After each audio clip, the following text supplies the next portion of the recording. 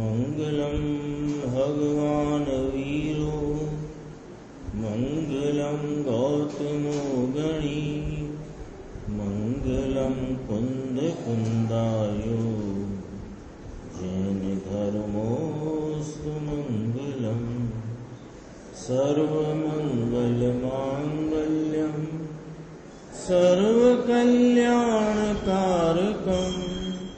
प्रधानम सर्वधर्माणां जैनम जयतु शासनम।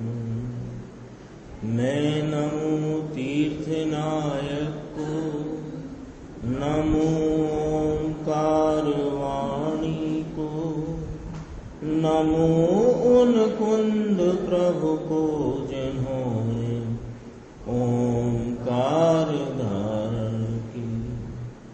अहो उपकार जिनवर का, कुंद का दिव्य वाणी का, जिन कुंद ध्वनि दाता उन कहान स्वामी का।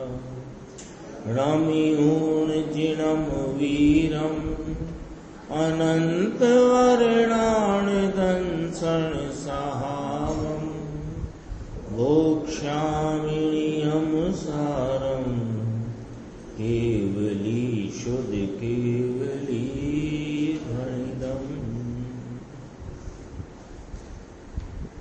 नियम सार जी परमागम ग्रंथ की अपनी स्वाध्याय चल रही है और अभी अपन ने पूज्य गुरुदेव श्री का पुण्य पाप अधिकार की 157, 158 और 159 गाथा पर व्याख्यान सुना। थोड़ा अंश कल भी चला था, इसमें से बात गंभीर बहुत है जो चली, यानी यदि अपन उसे सामान्य रीति से सोचो तो बहुत सामान्य सी लगती है कि श्वेत वस्त्र की श्वेताई, श्वेत वस्त्र की श्वेताई, श्वेताई सफेदाई, मैल के तो सफेदाई प्रकट होनी चाहिए, वो मैल से ढक गई है, तिरोभूत हो गई है। इतना एक दृष्टांत आचार्य परमात्मा ने दिया, इसमें रहस्य बहुत गंभीर है। क्या कहते हैं कि यह जीव के जो स्वरूप से तो शुद्ध है, पवित्र है, ज्ञाता दृष्टा आनंद स्वरूप, शांत स्वरूप, वीतराग स्वरूप है, ऐसा ये जीव, इसकी वीतरागता प्रकट होनी चाहिए, इसकी ज्ञाता दृष्टा की परिपूर्णता प्रकट होनी चाहिए, इसके आनंद आदि शांति की दशा प्रकट होनी चाहिए। तो इसको किसने ढांक लिया है? किसने, कौन है वो जो इसे प्रकट नहीं होने देता? देखो हम क्या विचार करते हैं, हम ऐसा विचार करते हैं, इसमें अभी पहले ये बात समझना फिर वो बात करते हैं कि ये किसने ढांक रखा है। तो आचार्य परमात्मा ने कहा, टीकाकार भगवंत ने भी कहा कि ये पुण्य में धर्म है, व्यवहार करते निश्चय होगा, दयादान व्रतादि के परिणाम से मुझे लाभ है, ऐसी विपरीत मान्यता रूपी मिथ्यात्व के कारण यह स्वरूप श्रद्धान की और उसमें ही आप रूपता जानने के कारण ऐसे अपने ज्ञान की और कषाय भाव के कारण अपनी वीतरागता ढक रही है। यही है ना बात। इसमें एक बहुत गंभीर संदेश देना चाहते हैं आचार्य भगवान। हमको लगता है कि ये बात तो ठीक है कि अभी हमारी मिथ्यात्व दशा चल रही है और मिथ्यात्व के कारण हमको रागादिक विकारी भावों में अपना पने का मिथ्यात्व या विपरीत मान्यता चल रही है, पुण्य भाव में लाभ मानने की बुद्धि चल रही है। ये हम अभी बराबर विचार करते, यदि हम ही विचार नहीं करेंगे तो कौन करेगा?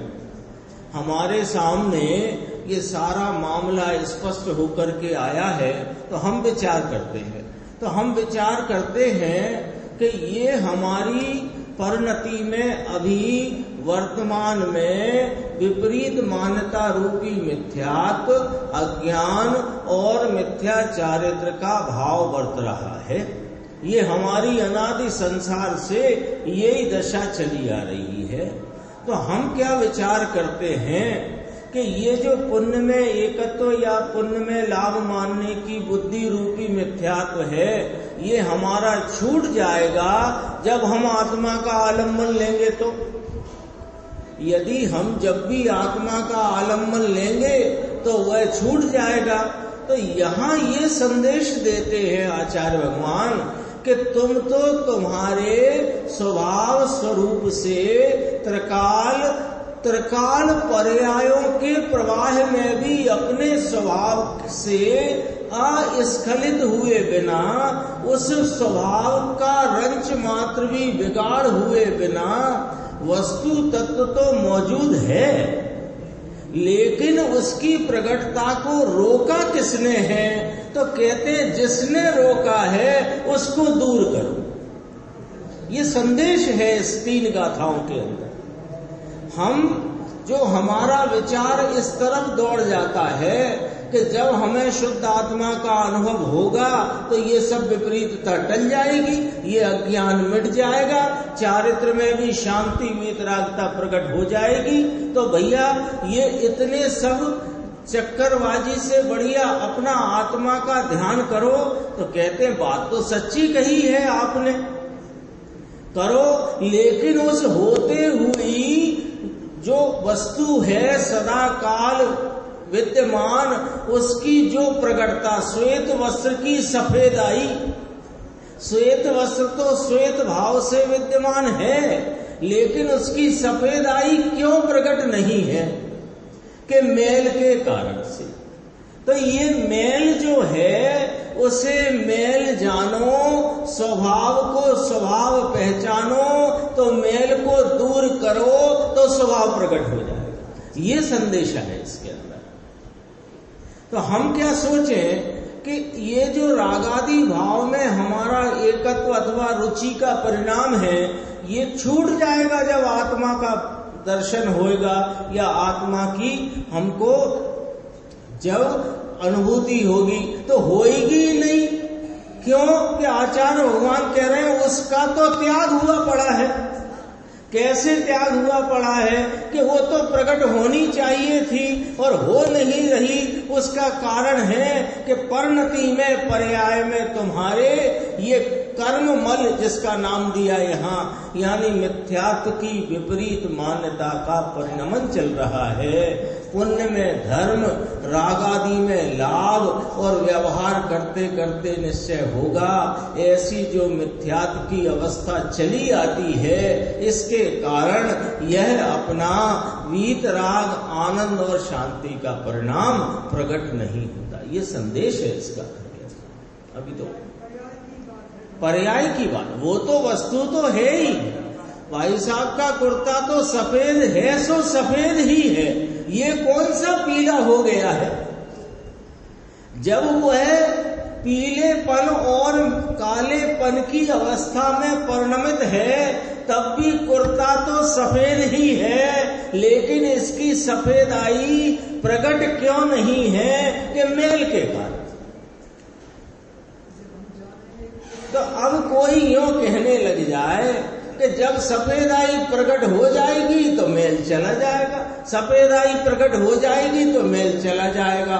यहाँ ये संदेश देते हैं आचार्य भगवान कि ये मेल को दूर करो, जो भूल है उसे दूर करो, तो भूल निकलेगी। तो सफेदाई नाम इस आत्मा का जैसा मूल स्वभाव है, शांति, वीतरागता, आनंद, उसकी प्रकटता हो जाएगी।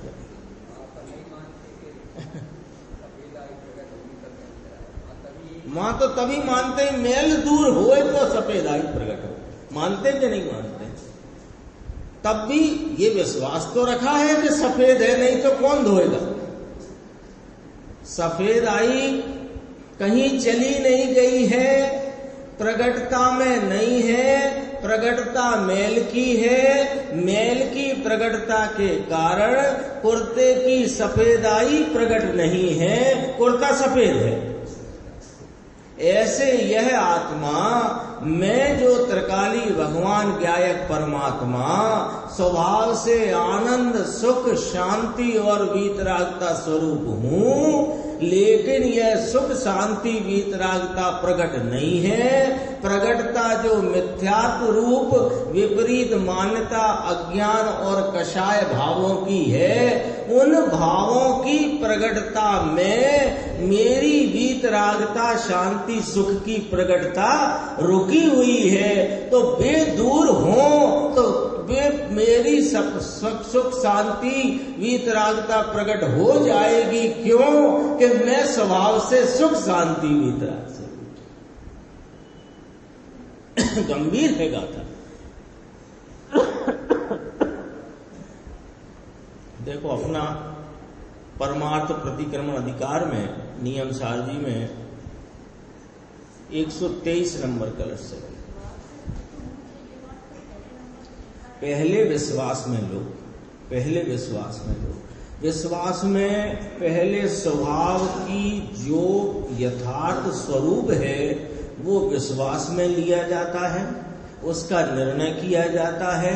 पर्याय में जो भूल है वो देखना और पर्याय में क्या प्रकटता चाहिए वो देखना है ना। तो बिना विश्वास के तो जब तक ये विश्वास ही ना हो कि ये कुर्ता सफेद है तो उसके धोने का कोई प्रयत्न तो क्या विकल्प भी बेकार है। जब ये भरोसा है कि ये तो झकझकाता हुआ उजला कुर्ता है और अभी इसकी मैल रूपी व्यक्तता के कारण इसकी सफेदाई की व्यक्तता का त्याग हो गया है पर्याय में, तो वो उसको दूर करना है। ये बहाना छोड़ना पड़ेगा कि जब इसका आलम्बन लेंगे तो छूट जाएगा। अरे ये तुम्हारे किस बहाने ये बहाना तुम्हारी किस रुचि की तरफ बताता है, तुम्हारी किस रुचि को इंगित करता है कि तुम्हें रुचि तो पुण्य की पड़ी है और तुम उस रुचि को छोड़ना चाहते नहीं हो और नहीं छोड़ना चाहते इसलिए बहाना बनाते हो कि वो रुचि छूट जाएगी जब इसका आलम्बन लेंगे। और ये आचार्य भगवंतों ने, आचार्य कुंद देव ने, अमृत चंद्र देव ने, जयसेन स्वामी ने, राजमल जी पांडे ने, बनारसी दास जी ने, जयचंद जी छावड़ा ने, गुरुदेव श्री ने, सबने स्पष्ट कर दिया है कि मिथ्यात्व की सीधी परिभाषा ये है कि राग में एकत्व और पुण्य में लाभ, इसका नाम मिथ्यात्व है। बोलो इसमें क्या तकलीफ है?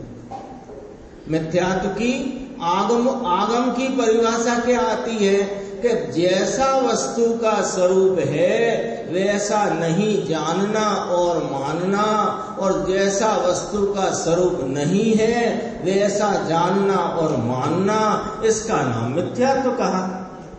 लेकिन इसको जरा सरल भाषा में समझना चाहें तो बहुत सीधा है। क्या गलती जान रहे हैं, क्या गलती मान रहे हैं कि समझा देते हैं कि राग में एकत्व और पुण्य में धर्म बुद्धि और लाभ बुद्धि, इसका नाम मिथ्यात्व है। और इस मिथ्यात्व के कारण यह वीतराग प्रभु जिसका न आविर्भाव होता न तिरोभाव होता, ये तो सदा काल विद्यमान हाजरा हुजूर हर पर्याय में अपनी परिपूर्णता के स्वरूप से मौजूद है, विद्यमान है। इसका विश्वास करो, लिखा है वहां। उसके विश्वास की बलहारी है। सारा काम किस पे चालू होगा?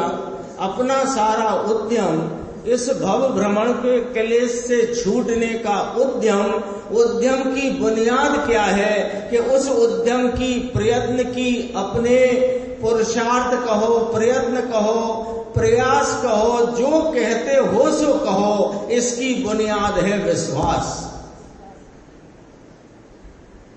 विश्वास की बलिहारी। अपन 123 कलश की जी पर्याय का जो सामान्य स्वरूप है, हाँ वो तो सम्यक दर्शन ज्ञान चारित्र है, और उसी पर्याय में अभी विशेष रूप से मेरे को मिथ्या दर्शन दिखता है। नहीं,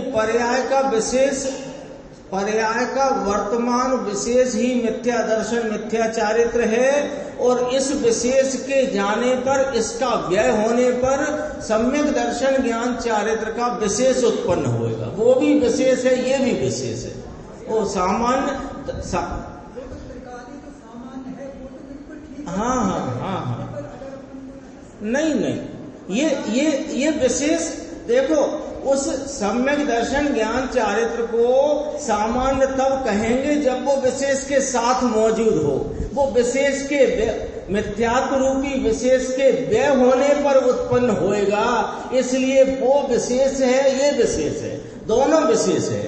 सामान्य उसको कहा जाए क्योंकि सामान्य विशेषात्मक जब वस्तु को विचार में ले तो सामान्य उसको कहा जाएगा जो उस विशेष के काल में भी मौजूद होए, तो सामान्य कहेंगे। जैसे वर्तमान में राग आदि को वेदता हुआ ज्ञान है, उसी समय ज्ञान अपने सामान्य स्वरूप से मौजूद है, तो ये ज्ञान सामान्य है। राग का वेदन उसी काल का विशेष है, लेकिन जो उस काल में है ही नहीं, वो सामान्य नहीं, वो मिथ्यात्व रूपी विशेष का व्यय होगा, तब सम्यक्ता रूपी विशेष का उत्पाद होगा। ऐसे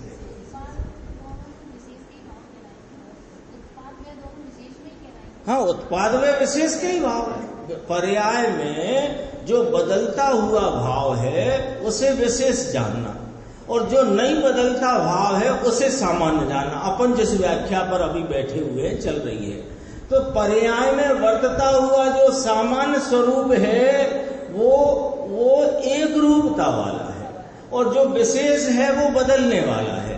तो बदलने वाला कहते ही उत्पाद व्यय हो गया। बदला कैसे? व्यय उत्पाद, व्यय उत्पाद, व्यय उत्पाद, व्यय उत्पाद, ऐसे ही तो बदलेगा। तो उत्पाद व्यय स्वरूपता ही विशेष है, और उत्पाद व्यय से रहित एक रूपता जो है वो सामान्य है। उत्पाद व्यय वो द्रव्य लेते ना, तो द्रव्य भी लेना हो, पर्याय में ही द्रव्य लेना हो, तो जो पर्याय पलटती पर्यायों के प्रवाह में जो नहीं पलटता वो सामान्य है, और जो पलटता है वो विशेष है। तो उत्पाद व्यय तो विशेष सदैव उत्पाद व्यय वाला ही होता है। अपना 123 कलश पेज नंबर है 469, कारण कार्य नियम भाग 3 पुस्तक है। देखो, आत्म ध्यानात परम अखिलम घोर संसार मूलम, ध्यान ध्येय प्रमुख सुतपः कल्पना मात्र रम्यम, बोधाधीमान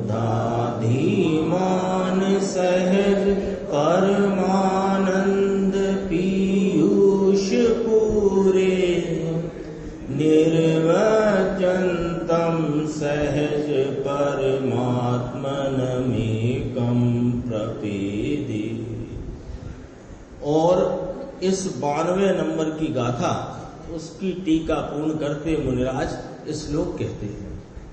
श्लोक का अर्थ है, बहुत एकदम गजब की बात है मुकेश भाई, सुनना। देखो, आत्म ध्यान सिवाय का दूसरा सब घोर संसार का मूल है।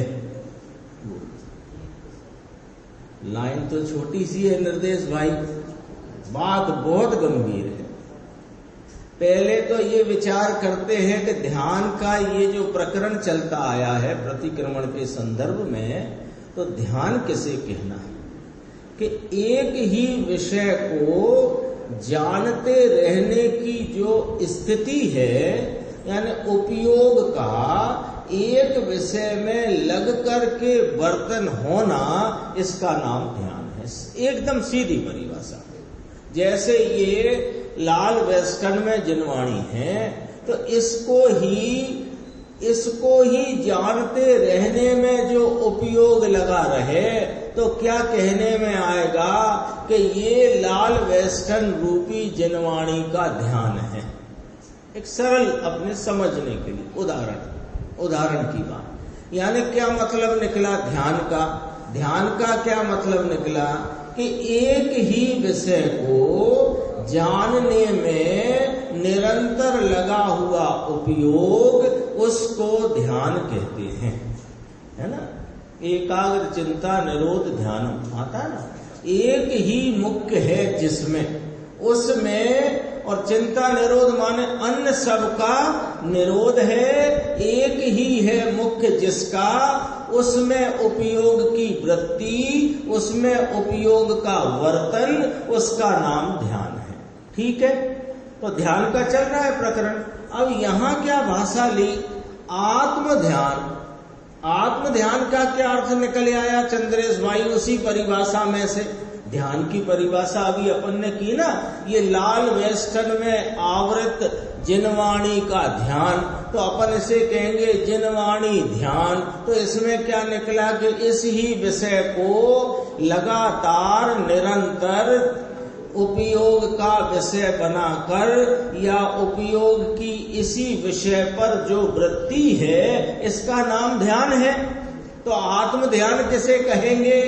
ये आत्मा अपना ज्ञायक परमात्मा स्वरूप एक इस अभेद को ही विषय बना करके जो उपयोग की वृत्ति है, उपयोग का वर्तन है, उसका नाम आत्म ध्यान है। इसमें दो प्रकार पड़ते हैं, पीछे चल गई है चर्चा, एक धर्म ध्यान और एक शुक्ल ध्यान। स्वरूप को विषय बनाकर उपयोग की जो परिणमन वृत्ति है उसका नाम ध्यान कहा, आत्म ध्यान। तो वो धर्म ध्यान और धर्म ध्यान की उग्रता, उसका नाम शुक्ल ध्यान। विषय वही का वही है। तो यहाँ मुनिराज आचार्य कुंद भगवान के हृदय में से बात निकाल करके कहते हैं, टीका करके कहते हैं ना कि आत्म ध्यान सिवाय का दूसरा सब ही घोर संसार का मूल है। एक अब तो सब स्पष्ट हो गया ना।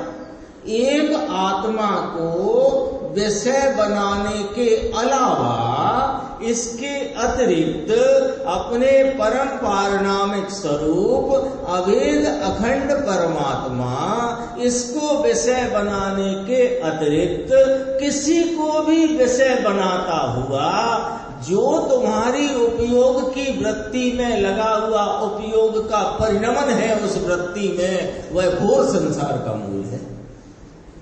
निकल के आया कि नहीं आया? अर्थ बोलो, कुछ इसमें चूक हो रही हो तो आप बताओ। अज्ञानी के तो धर्म ध्यान है ही नहीं, सब अर्थ ध्यान रौद्र ध्यान है। हाँ, उसकी बात आ रही है अभी हाल। वो कहे आत्मा का ध्यान करता हूं, तो वो कैसे आत्मा का ध्यान करता है, वो अगली लाइन लिखी है, वो आपकी वाली बात इसी में आएगी। पहले तो एक बात नक्की कर लो कि इस परम पारणामिक स्वरूप एक रूप अखंड ज्ञाता परमात्मा, यह जो मैं निज शुद्धात्मा, इसको विषय बना करके उपयोग की जो वृत्ति की धारा है, इसका नाम आत्म ध्यान है। इसको विषय बनाए बिना, इस अपने निज ज्ञाता स्वभाव को विषय बनाए बिना किसी को भी विषय बनाए जगत में, किसी को भी, वह घोर संसार का मूल है। पहले तो ये बात याद माने समझ करके अंडरलाइन कर लो, ये वाली बात समझ में आ गई कि दोबारा से कहें? आ गई ना बात। इस आत्मा के को विषय बनाकर लगता हुआ जो परिणमन है, उस परिणमन के अलावा अन्य को विषय बनाने वाले जो उपयोग की धारा है, वह घोर संसार का मूल है। कौन कौन आ गया उसमें? अभी भाई साहब सब बात आती है। कौन कौन आ गया उसमें? देव, गुरु, शास्त्र, जनवाणी, जनवाणी में आत्मा के वाचक शब्द, चैतन्य वाचक शब्द, चिद्रूपो अहम, स्वरूपो अहम, ज्ञायको अहम, ज्ञाता अहम, दृष्टा अहम, सब आ गया। अब आप 100 बार नहीं 1000 बार नाम लो इस आत्मा का, काहे में गया?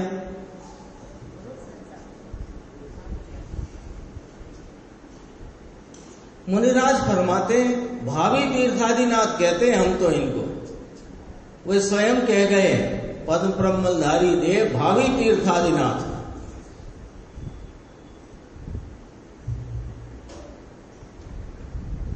देखो अब इसमें लिखा है, ध्यान ध्येय आदिक सुतप, सुतप कहा है इसको, यानी शुभ भाव रूप वृत्ति। सुतप शब्द है ना, शुभ भाव रूप वृत्ति। तप तो है नहीं, तप तो जो चैतन्य को प्रतिपित करे वो तप है, लेकिन ये सुतप शब्द का प्रयोग किया शुभ भाव के लिए। इसका ब्रैकेट में अर्थ है, ध्यान ध्येय आदि के विकल्प वाला शुभ तप भी कल्पना मात्र रम्य है। एंटीना खड़ा हो जाए इसकी बात, क्या कहते हो भाई? कल्पना मात्र रम्य का अर्थ समझे संजय भाई, कल्पना मात्र रम्य कैसे कहते हैं? कल्पना शब्द डाला है, उसका अर्थ पकड़ना पड़ेगा। कल्पना मात्र रम्य कैसे कहते हैं? कि जिसमें रम्यता तो है नहीं, कल्पना ही है बस।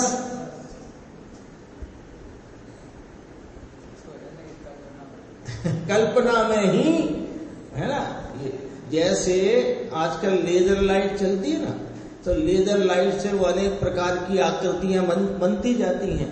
अब बच्चे देख रहे हैं तो वे बड़े हर्षित हैं, उन्हें ले हवाई जहाज आया, ले कार आ गई, ये देखो आसमान में कार आई।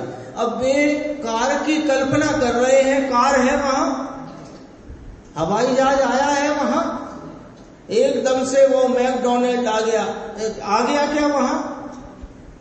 तो बच्चे क्या कर रहे हैं?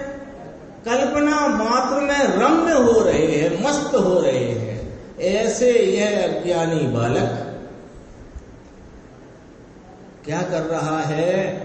मैं शुद्ध हूं, मैं बुद्ध हूं, मैं एक रूप हूं, मैं गायक परमात्मा हूं। ऐसे जिनवाणी में इस आत्मा को संज्ञा प्रदान की है, उन संज्ञा रूपी शब्दों के उच्चारण मात्र से, उनके विचार मात्र से उसमें वर्तता हुआ है ये शुभ परिणाम। ध्यान रखना, है शुभ परिणाम, उसमें वर्तता हुआ, उसमें वर्तने से क्या हो रहा है? शुभ परिणाम है। शुभ परिणाम में क्या होता है निर्देश भाई? कषाय मंद होती है, और कषाय मंद में क्या होता है? आकुलता कम होती है। तो ऐसी कम आकुलता में मस्त हो गया है,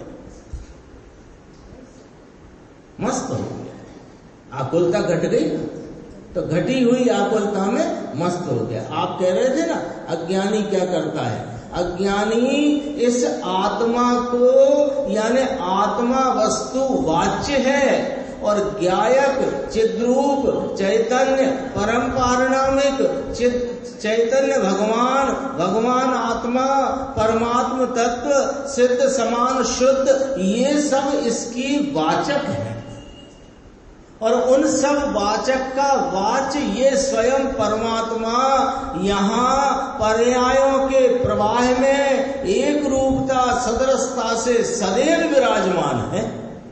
उसको तो विषय बनाता नहीं, और इन वाचक को विषय बनाता रहे, तो इसको क्या लिखा मुनिराज ने? कल्पना मात्र रम्य है। गंभीर है बातें, गंभीर है। ऐसा जानकर, अब ऐसा कौन जानता है यशवंत जी? कौन जानता है ऐसा? जो बुद्धिमान है, जो ज्ञाता है, जिसने जिनेंद्र परमात्मा के उपदेश का सार प्राप्त कर लिया है, जिसने जिनेंद्र परमात्मा के उपदेश में कही हुई इस शुद्धात्मा की बात समझ करके इस शुद्धात्म स्वरूप का यथार्थ स्वरूप जानकर उसका आस्वादन कर लिया है, वह धीमान है। धीमान है। श्रीमान शब्द नहीं चलता अपने लौकिक में। श्री कहते हैं लक्ष्मी को और धी कहते हैं बुद्धि को। तो श्रीमान माने किसी से कहा श्रीमान माने सेठ साहब और धीमान माने बुद्धिमान। इसमें शब्द डाला है, देखो उसमें मूल श्लोक में बुद्धा धीमान सहज परमानंद पीयूष पूरे। ऐसा जानकर धीमान माने बुद्धिमान पुरुष। अब देखना, अब इसको पढ़ना दो तरह से पढ़ेंगे इस वाक्य को। ऐसा जानकर धीमान नाम बुद्धिमान पुरुष सहज परमानंद रूपी पीयूष के पूर में डूबते नाम लीन होते। पीयूष समझते हैं? अमृत। अमृत परमानंद रूपी अमृत के पूर में डूबते यानी लीन होते। पूर माने प्रवाह। प्रवाह सहज परमानंद रूपी अमृत के प्रवाह में लीन होते। ऐसे सहज परमात्मा का एक का आश्रय करते हैं। वे जानते हैं कि ये वाचक शब्द और इनकी सब इस प्रकार की विकल्पात्मक में ध्यान करने वाला और उसमें लगती परिणति ध्यान और ध्यान का विषय एक रूप परमात्मा ध्येय, ऐसे ध्यान ध्येय के विकल्पों की वृत्ति में रह करके तो भैया कल्पना मात्र है, उसमें कोई सुख नहीं है, ऐसा जो जानते हैं। और इस आत्म ध्यान के सिवाय सारे ही ध्यान घोर संसार के मूल हैं। घोर संसार शब्द का प्रयोग किया है और घोर संसार का पर्यायवाची कोई बताना चाहे तो बता सकता है। निगोध होता है। निगोध क्यों कहा? यहां तो परिणाम तो पुण्य के शुभ की बात चलती है। कोई शुभ से निगोध जाता है क्या? भैया शुभ से कोई निगोध नहीं जाता है, मिथ्यात्व से निगोध जाता है। और शुभ है उससे घूम घाम आएगा, लेकिन मिथ्यात्व रहेगा तो मिथ्यात्व का हेड ऑफिस तो निगोध ही है, ऐसा कहा। क्या कहते हैं? अब जरा इस वाक्य को ऐसे पढ़ना है। ऐसा जानकर धीमान नाम बुद्धिमान पुरुष ऐसे एक सहज परमात्मा का आश्रय करते हैं और उसका आश्रय करते हुए सहज परमानंद रूपी अमृत के प्रवाह में लीन रहते हैं। ऐसे ये ऐसा ही है। वैसे जान गए ना? क्या जान गए? ऊपर लिखा है ये धीमान माने जान गए, जानने वाले। आबू जानी ने ऐसा जानकर क्या जान गए साहेब आप? कि हम ये जान गए आत्म ध्यान के सिवाय जितना भी जो कुछ है वो सब घोर संसार का मूल है, और ध्यान दे की विकल्प रूप अवस्था में वर्तता हुआ जो परिणाम है वो भी कल्पना मात्र रम्य शुभ भाव है, वो भी कोई मेरे काम की चीज नहीं। ऐसा जान करके क्या करते हैं? सहज नाम स्वाभाविक परमात्मा का एक का आश्रय करते हुए सहज परमानंद रूपी अमृत के प्रवाह में लीन रहते हैं, मग्न रहते हैं, निमग्न रहते हैं। ये नियम सार है ना। ये तो गुरुदेव का देखो नीचे कलश के बाद 3 लाइन पढ़ते हैं, फिर आगे श्लोक की चर्चा देखेंगे। गुरुदेव क्या कहते हैं देखना। बहुत ये महापुरुष अपने को मिले हैं तो ये सौभाग्य नहीं है, महा सौभाग्य है ना। ऐसे समय में अपना जन्म होना, उसमें ये मिलना, सब बात बन गई है। देखो क्या कहते हैं। कहते हैं आहा हा यह तो शांति से सुने तब हुए। ये चर्चा, ये जिनेंद्र परमात्मा की बातें, आचार्य भगवंतों के सूत्र, आचार्य भगवंतों की, मुनिराजों की टीकाएं, उन पर ज्ञानियों के उपदेश, व्याख्यान, स्पष्टीकरण शांति से सुने, शांति से। आ तो शांति थी सांवड़े त्यारे ध्याय। क्यों कि वीत राग का मार्ग बहुत सूक्ष्म है, बहुत सूक्ष्म। लोगों को तो बाहर से जरा क्या लगता है, 1 घंटे पूजा करी, भक्ति करी, दान कर दिया, कुछ 5-25 हजार दान दे दिया, हो गया, धर्म मान करके बैठा है। लोग कहते हैं ना, धर्म हो गया। अपन भी जैसे स्वाध्याय में बैठे हैं, सुबह पूजन में आए होंगे, फिर सीडी भी सुनी, फिर स्वाध्याय हो गई, आधा पौन घंटा 1 घंटा, तो अपने को लगे कि धर्म हो गया। कोई पूछ भी ले आपसे, करियाए धर्म, पूछ भी सकता कोई। भाई ये धर्म नहीं है। धर्म क्या है इसकी खोज खबर यदि मिलेगी तो यही मिलेगी, चौराहे पर नहीं मिलेगी, अन्य स्थान पर नहीं मिलेगी। इतनी बात समझना, मिलेगी तो यहां मिलेगी। धर्म क्या है? ये धर्म नहीं है 1 घंटे छोड़ 3 घंटे सुनो और 21,000 नहीं 21 करोड़ दान में दो, और 1 घंटे की जगह 2.5 घंटे पूजन करो। और हम तो कहते हैं साल में 2-4 विधान, क्यों 365 विधान करो। इनमें एक भी धर्म नहीं है, स्वाध्याय भी धर्म नहीं है। स्वाध्याय में और इन जिनेंद्र परमात्मा की निकटता में यहां आकर के मालूम पड़ता है कि धर्म क्या है। ये वाली बात है। गुरुदेव कहते हैं तारा करोड़ आपने, हाँ यही भगवान है जो कहते हैं परदप्पा दो दुख गई और हम तेरे लिए परद्रव्य हैं। नहीं तो जगत के तो सब गुरु और स्वयंभू भगवान, मेरे पास आओगे तो पाओगे, नहीं तो भटकोगे, ऐसे ही कहते हैं। यहां तो कहते तेरे पास जाओ, मेरे पास भी क्यों आए। तारा करोड़ आपने, करोड़ आपने का मतलब समझे यहां चंद्रेश भाई। जैसे आपके पास पूंजी हो 20 करोड़ रुपए, तो 20 ही करोड़ दे दो तो भी कुछ नहीं होने वाला। वहां का धर्म था ये शुभ भाव होए तो पुण्य होए, ये पुण्य है, ये जहर है। ये पुण्य है, ये जहर है, इसे जिसने लाभकारी माना वो मिथ्यात्व है। आगे चलती विषय अपना देखो 471 पेज। यहां कहते हैं आत्म ध्यान सिवाय का है। देखो पूछते हैं गुरुदेव, आत्मा अतीन्द्रिय आनंद स्वरूप, ज्ञान स्वरूप, चैतन्य स्वरूप है। कैसा है कि जैसे नारियल में गोला जुदा है, ऐसे ये शरीर में, देखना अब ये भाषा पकड़ना गुरुदेव की, ये शरीर में राग से आत्मा अंदर तद्दन जुदो छे। क्या कह दिया?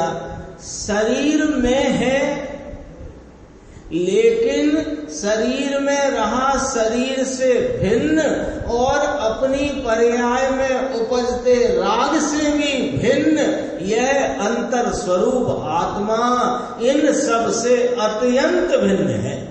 इतनी सी लाइन में कही है। नारियल का उदाहरण, हाँ सबसे भिन्न सफेद गोला।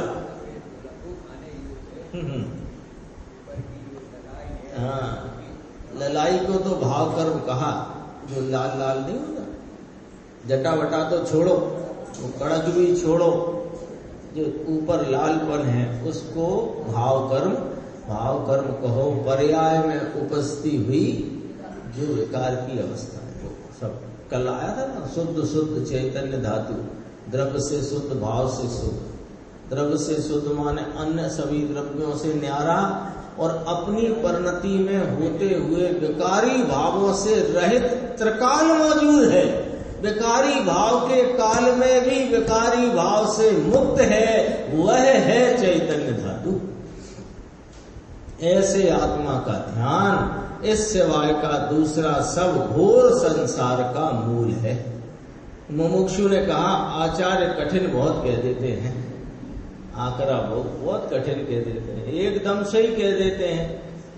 थोड़ा प्यार पुचकार के कहें तो ठीक भी है। गुरुदेव क्या उत्तर देते हैं, है वो है, हमारे हाथ में जहर है। अब हम कैसे कहें आपसे कि ये जहर है, आप बताओ। ऐसे ही तो कहेंगे कि ये जहर है भैया, कैसे कहें जहर है भाई साहब, जहर है, देख लो, थोड़ा बहुत ले लो, जहर तो है। ऐसा कहेंगे, क्या करें? है तो है। आचार्य को जगत की कहां पड़ी है? जगत माने ना माने ये इनके घर रहा। अनादिकाल से जगत तो स्वच्छंदता में चलता है, स्वच्छंद है जगत। हाँ, तो वो 9वें ग्रह में चला गया द्रव्यलिंग धारण करके, वो भी स्वच्छंद कि हाँ वो महास्वच्छंद।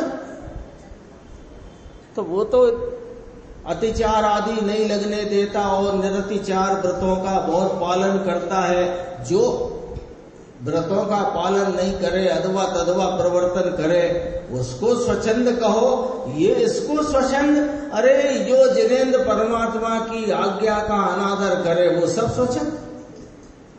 उनकी आज्ञा क्या है कि तुम एक ज्ञायक स्वरूप आनंद के पूर्व वस्तु तत्व हो, तुम इसका आलम्बन लो और सुखी हो जाओ। इसका अवहेलना करे वो स्वच्छंद है। इसने जगत ने सच्चा माना ही कब है? एक तो संसार से फुर्सत नहीं होता। संसार माने ये जो चल रहा है ना, संयोगों का चक्कर है, स्त्री पुत्र धन दौलत कुटुंब जमीन जायदाद, इससे फुर्सत नहीं। पूरे दिन धंधा पाप का, फुर्सत होए थोड़ी तो 6-7 घंटे नींद में जाए और 6-7 घंटे स्त्री छोकरे को राजी रखने में जाए। अब 1 घंटा कदाचित सुनने मिले तो फिर क्या सुनने मिला इसको? भैया पूजा करो, भक्ति करो तो धर्म होगा। और ये मिथ्यात्व है, मिथ्यात्व का पोषण है। कठिन काम बहुत है। नीचे देखना, यहां ये कहते हैं आत्म ध्यान सिवाय का दूसरा। अरे रे कठिन बात। आत्मा ज्ञानानंद सहजात्म स्वरूप, ये राग के दया दान के विकल्प से, राग से भी अंदर भिन्न है। ऐसे आत्मा का ध्यान, ये आत्मा का ज्ञान, इसके सिवाय जितना शुभ और अशुभ भाव करता है, यह घोर संसार का मूल है। बोलो समझ में आई कि नहीं आई? बोलो भाई, समझ में आई कि नहीं आई बात? समझने तो आए हैं, स्वीकार के नहीं, मंजूर के नहीं। लिखा है कि नहीं लिखा? ये आत्मा का ज्ञान, इसके सिवाय तो सब समझते हैं ना, इसके सिवाय अतिरिक्त जितना शुभ और अशुभ भाव करे, यह घोर संसार का मूल है। सुनो, शुभ अशुभ दोनों को घोर संसार का मूल कहा। दया दान व्रत भक्ति पूजा का भाव होए अथवा अशुभ होए, खाना कमाना भोगना, दोनों ही घोर संसार है।